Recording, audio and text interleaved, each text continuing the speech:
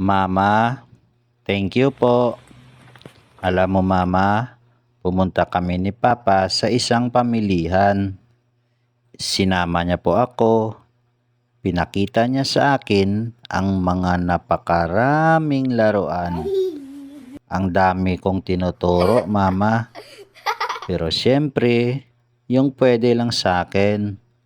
Mama, hindi ko po pinipilit si Papa kung ano ang gusto ko. Baka kasi hindi kasya ang budget niya. Di ko po iniiyakan kung ano talaga ang gusto ko, mama. Dahil alam ni Papa kung ano ang gusto ko. Alam mo na yun, mama.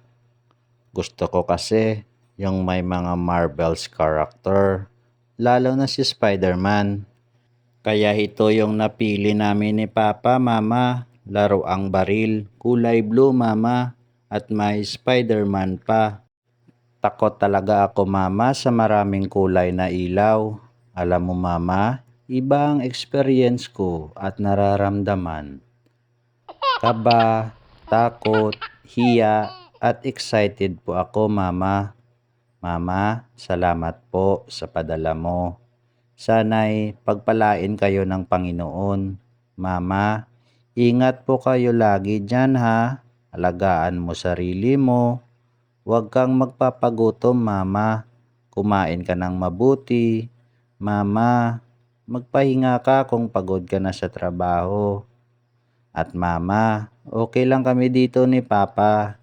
Inaalagaan niya ako ng mabuti. Hindi po ako nagpasaway. Minsan lang. Kumakain po ako ng maayos, mama. Alam mo, mama, miss na po kita. Miss ka na namin ni Papa. Sana'y bumilis na ang araw para makauwi ka na at makasama ka na namin, mama. Yung sabay tayong mamasyal, kumain, at saka maligo tayo sa ilog, tayong magkakasama.